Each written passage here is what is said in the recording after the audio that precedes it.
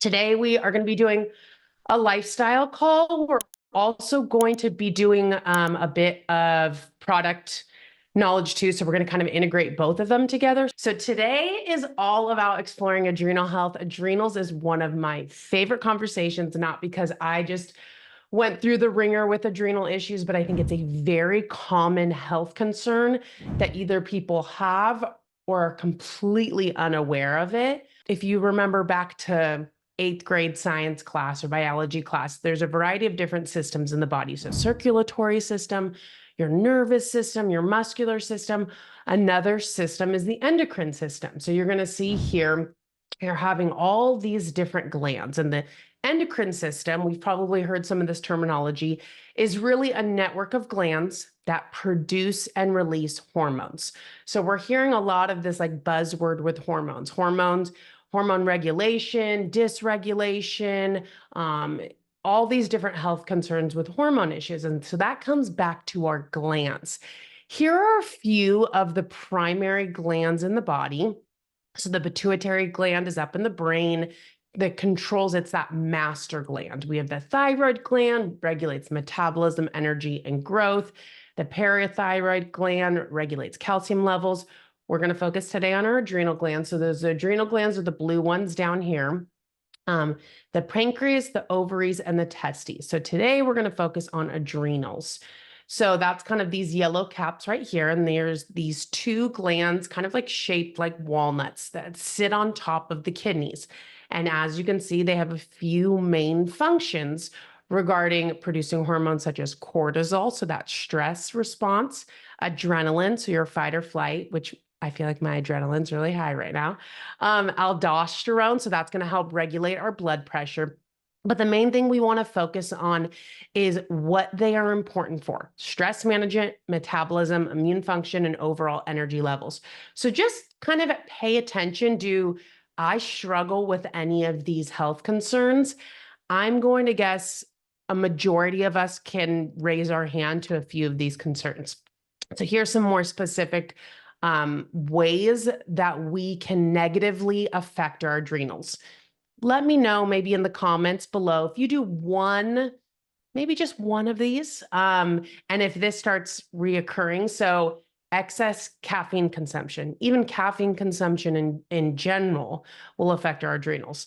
Lack of sleep or poor quality sleep, whether that's not enough hours or not enough REM or deep sleep. Chronic stress, poor diet and nutrition, overtraining, physical exertion, emotional trauma. So I would guess there's a handful of us that have struggled with one of these, if not all of them. Now, I like to use analogies to help kind of make things easier to understand. I want you to think of your adrenals as a sponge. In order for that sponge to work properly, it needs to be nourished with water and soap that it can do its job. The problem is every time you do one of those things, maybe caffeine consumption, not sleeping enough, fatigue, stress, trauma, it makes that job difficult for your adrenals to function properly. So you imagine, or let's go back here, you imagine every time you do one of those, you start squeezing out that sponge. If you're constantly squeezing out the sponge and never re-nourishing it with the water or with the soap, and we'll get into actually how to re-nourish our adrenals, we are constantly going to end up with this rock solid sponge. So I like this kind of the first couple of days using a new sponge, and day 4 after it was left in the sink. So think about this: day 4 after you've done caffeine. I mean, you don't sleep well, so you go for caffeine. You're trying to lose weight, so you overtrain and you undereat. You're having chronic stress, all these different things. You're constantly wringing out that sponge. So here are some specific examples of what that might look like in our life: losing a parent, getting married. It was funny, I was making this and I accidentally just put marriage, not getting married. But to be fair, there are certain seasons of life that marriage is probably squeezing out that sponge. Working multiple jobs, going through a divorce, eating disorders, emotional abuse, caffeine, being a single parent, unhealed trauma, moving, intense workouts, drinking coffee on an empty stomach, raising kids, extreme dieting. Chances are we've gone through Many of these, if not, we've gone through multiples of them at the same time, meaning you are constantly wringing out that sponge. Okay, so here is like, okay, how do I connect this back to me? Do I actually have these issues? So here are some common symptoms. Chronic tiredness and fatigue. You wake up and you're exhausted, or you lay in bed and you are full of energy, like it's not meeting where it should be. Difficulty waking up, cravings for salt or sweet foods, increased reliance on stimulants, mood swings and irritability, gut health issues. I would say one of the biggest indicators of adrenal issues is anxiety. When I used to work in the health food store, I would see somebody come in and they would just be like, okay, like they were very frantic. It's usually an underlying, I would say anxiety is usually an underlying adrenal related issue. And then that tired but wired. You feel tired and exhausted, but you kind of like feel like fidgety inside. So those are going to be some common symptoms of adrenal fatigue. Now, different ways. When we talk about health in general, I like to take a holistic approach where we talk about diet, lifestyle, and supplementations. And one thing too that I love addressing, and I love that our name says seasons in it, is there are different approaches to healing depending on the season of life you're in. Maybe whether you're single and, you don't have a lot of maybe extra responsibilities. Maybe you're a single parent. Maybe you have young kids in the house. Maybe you're breastfeeding, whatever that looks like. Your needs are going to vary depending on your situation. So if you struggle with adrenal issues, that tired but wired, that fatigue, you feel like you're anxious all the time, even if there's nothing going on at the moment. This is the time that you want to avoid restriction, elimination. I would avoid intermittent fasting. That's putting more stress and adding more of that cortisol in your body. Low calorie and low carb diets. This is the time that you want to nourish yourself and give your body the ingredients that it needs to come back to equilibrium. Lifestyle. Reducing stress, prioritizing sleep, moderating physical activity, reducing the external stimulation. I mean, I lived in LA the last 8 years, and all it is stimulation. I mean, you don't even have to live in LA. You go out for a walk. Are you listening to a podcast? Are you listening to music? Are you constantly consuming some form of stimulation or noise? When was the last time that you actually were bored? Like, when was the last time you went to the restroom and didn't bring your phone in? Because we're constantly filling the void. And that's why a lot of people end up getting anxiety or overwhelming thoughts at night, because it's the first time that they don't have any sort of stimulation in bed. And maybe you do put the TV on for that extra noise. So if you are somebody that's struggling with the adrenal issues, I'd encourage reducing that noise and stimulation. It might be uncomfortable in the beginning, but this is allowing our bodies to kind of release everything. And then supplements, which we're going to get into. So there's two main supplements, but I really want to focus on Adrenal-T today. This is one of my absolute favorite formulas. I think almost everybody should be on a formula like this, especially if you deal with chronic anxiety. So this is going to be full of B vitamins and adaptogenic herbs. So B vitamins are going to help modulate our stress levels, support our adrenal glands, help balance out our nervous system. And then we have the adaptogens in there too. I mean, I know we've talked about adaptogens, but if you're not familiar, adaptogens help adapt to the stressors in our body. So let's say one day, you wake up and you're super exhausted, or the next day you wake up and you're really anxious. You can take that same adaptogen, and one day it's going to give you energy and bring you back to equilibrium. And the next day it's actually going to calm your energy down. So adaptogens are incredible. I can't remember if it was rhodiola, but one of the reasons that they get that name is because adaptogens are grown in extreme climates, extreme environments, whether that's very high altitude, weather conditions, and they are able to thrive despite their environment. So we are taking on, thanks, Robin, I knew you know. So we are able to take on the characteristics of that adaptogen and thrive despite our environment. So here's just kind of a breakdown of some of the ingredients. Rhodiola, will help balance the secretion of that cortisol. One other thing to consider too is if your blood sugar is significantly low, if you struggle with hypoglycemia, if you feel shaky in between meals, that could be an indicator that your blood sugar is low. When your blood sugar is low, your body actually secretes cortisol to get your blood sugar up. So when you're in this season of life of adrenal, of anxiety, and we are either doing the fasting or having large windows between meals and our blood sugar gets too low, we're actually adding more stress. And that is kind of one of the scientific reasons of what it's doing in the body and how our stress levels are increasing. B6 and B12 helps again with the nervous system and adrenal activity. Holy basil is going to help with our cortisol and glucose levels, like we just talked about. Schizandra, yerba mate, ashwagandha. Yerba mate is caffeine, but it's actually been shown, you might think like, wait, that doesn't make any sense. It's actually been shown to work synergistically with holy basil and rhodiola to balance out the adrenal glands.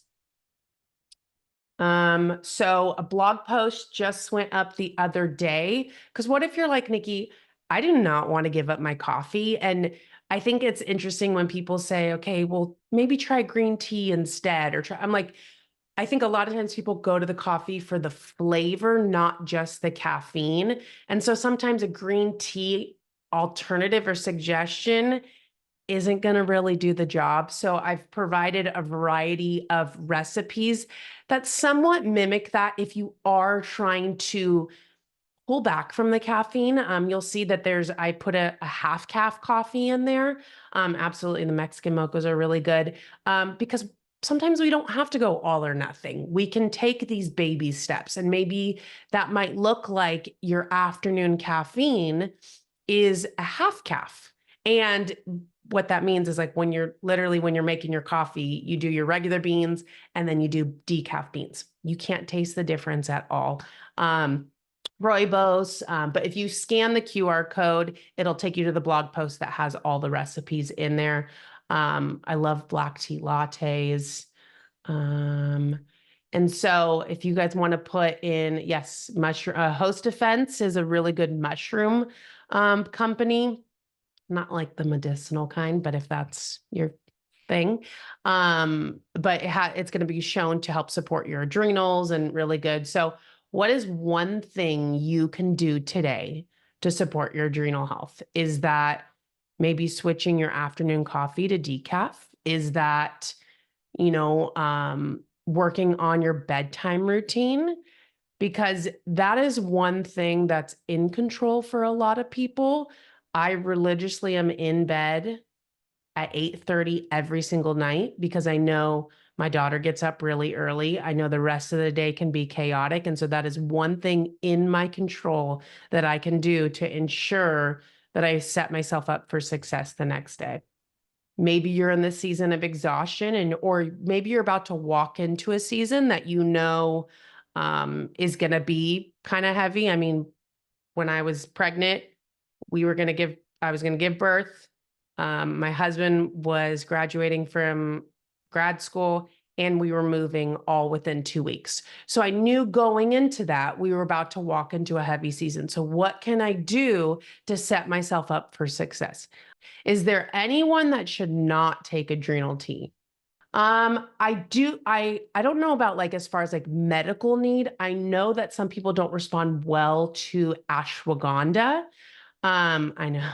And so they don't do our adrenal formula because of the ashwagandha, but I don't know as far as like any medical reasons. I don't have any questions I want to ask Niki about this product or any product. Is there anyone who has healthy enough adrenals who doesn't need anything? I think everybody could absolutely benefit from it. However, I know supplement compliance and like the amount of supplements we're all taking, it's like, gosh, do I have to add another one? I mean, I think if somebody's trying to find something to add, I think a liver support or stem support is going to be like prioritize something like that. If you feel like you have no stress, like you just feel calm, cool, collected, I mean, if you don't have any stress, call me. I want to know what's going on. What are you doing that's so effective? Because the thing is stress doesn't necessarily mean negative things. A hard workout is stress. That's good stress on the body. Stress is important. Zen monks, yes. And so I would say, but somebody who feels like they're relatively even keeled, they feel like they're at equilibrium, they don't, their energy levels are pretty well modulated. I would say they might not necessarily need adrenals, but I think anybody, if you experience anxiety in any form, adrenals, absolutely. Great question. What would make somebody take Adrenal-T over anxiety? I actually think you should be taking both. I think Adrenal-T is more of your stress multi, and by multi, I mean, maybe multi is not the word, like you're foundational. This you take every single day. Anxiety, keep in your purse, in your bag, in your car.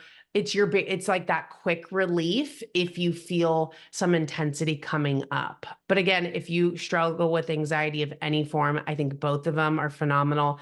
I'll take some anxiety when I drink my coffee because some of the ingredients are going to help modulate that caffeine because I don't always want to get rid of my coffee. But I'm also, you want to be aware of if it is a heavier season, coffee's only going to exacerbate all the symptoms. What's the best time of day to take Adrenal-T? So remember, there are B vitamins in this formula. So, if you're used to having like caffeine late in the evening, I don't think a B vitamin is going to be overstimulating for you. But chances are this is going to be better in earlier time of day formula because of the B vitamins. B12 is kind of more of that energizing, awakening ingredient. So I would advise earlier in the day opposed to like afternoon. I mean, wherever you would stop your caffeine, I generally wouldn't be taking, I personally wouldn't take adrenals at like 4 p.m. I don't think it's going to make keep me awake, but I also don't want to, I'd rather do it earlier in the day, especially if you struggle, you wake up and you are either exhausted or you wake up with anxiety. Get that right in your system immediately. Would this be good for women with strong emotional cycles? Yeah, I mean, a lot of it comes back to hormones. So, I mean, I think the root of a lot of our health concerns are coming back to our hormones. One thing, too, if you look at kind of the tree of how hormones start making our stuff, if you do not have enough dietary cholesterol, our cholesterol is what makes our hormones. And so that's why, like, when this low fat trend happened and years later, we ended up developing all these hormonal issues. We want to make sure that we have enough dietary cholesterol in the body to help give our body the ingredients and the fundamentals to be able to produce all of those hormones. Also, another thing too is a lot of times the adrenals and the thyroid are linked. I've noticed that sometimes people will take the thyroid and they notice a benefit, or vice versa. There's like if you remember, we hold the pituitary gland, there's an axis, the hypothalamic pituitary adrenal cortex. Like there's actually a connection that supports all of them. And so, making sure we're supporting our body in a full body approach. Can you take vitamin B12 instead?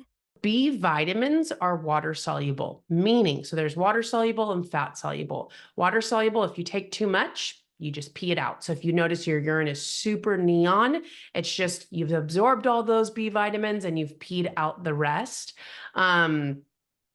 Fat soluble works a little bit different. So B vitamins, absolutely, you can do this in addition to your Adrenal-T, can give you that boost of energy.